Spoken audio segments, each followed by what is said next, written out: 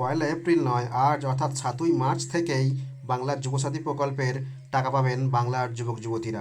8ই March বিশ্ব নারী দিবসের উপহার হিসাবে এই ভাতা পাওয়ার কথা আজ ধর্মতলার ধর্ণা মঞ্চ থেকেই ঘোষণা করলেন রাজ্যের মাননীয় মুখ্যমন্ত্রী। বাজেটে পূর্ব ঘোষণা মতো আপনারা জানেন 1লা এপ্রিল থেকেই যুবসাথী প্রকল্পের অ্যাকাউন্টে টাকা ঢোকার কথা ছিল, কিন্তু আজ মাননীয় মুখ্যমন্ত্রী সরাসরি ধর্ণা মঞ্চ থেকে ঘোষণা করলেন।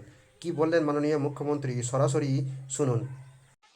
আর যুবসাথী 21 থেকে 40 যারা শুধু পড়াশোনা করেন, স্কলারশিপটাকে আমরা বাদ দিয়েছি, কারণ ওটা তার পড়ার জন্য লাগে, সেটাকে আমরা ধরছি না। বাদ বাকি অন্য কোনো স্কিম না পেয়ে থাকলে তারা সকলেই, আমরা বলেছিলাম 1লা এপ্রিল থেকে টাকাটা তাদের অ্যাকাউন্টে যাবে। কিন্তু কালকে আন্তর্জাতিক মহিলা দিবস আছে, তার উপহার হিসেবে আমরা 1 এপ্রিলটা একটু চেঞ্জ করে আজ থেকেই তাদের অ্যাকাউন্টে টাকা যাবে।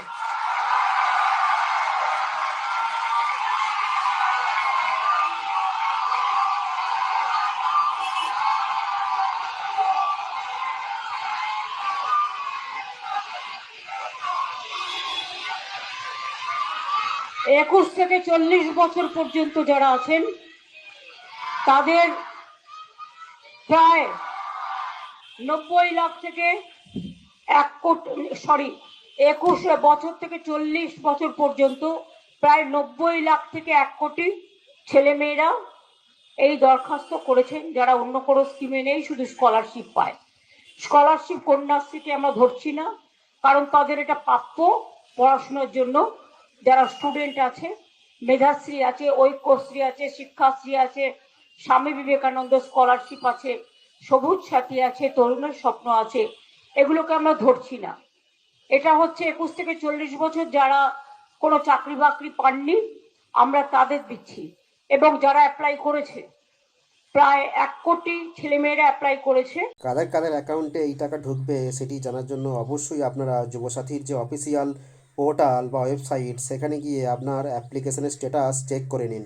কিভাবে আপনার অ্যাপ্লিকেশনের স্ট্যাটাস চেক করবেন সে বিষয়ে আমি আগের একটি ভিডিওতে বিস্তারিত দেখিয়েছিলাম। আমি ডেসক্রিপশন বক্সে সেই ভিডিওর লিঙ্ক দিয়ে দিচ্ছি। অ্যাপ্লিকেশনের স্ট্যাটাস চেক করার পাশাপাশি আপনারা অবশ্যই যে ফর্মের সঙ্গে ব্যাংক অ্যাকাউন্ট দিয়েছিলেন সেই অ্যাকাউন্টটি অবশ্যই ব্যালেন্স চেক করে নিন, আপনার যুবসাথী প্রকল্পের যে 1,500 টাকা সেটা ক্রেডিট হলো কিনা। ধন্যবাদ।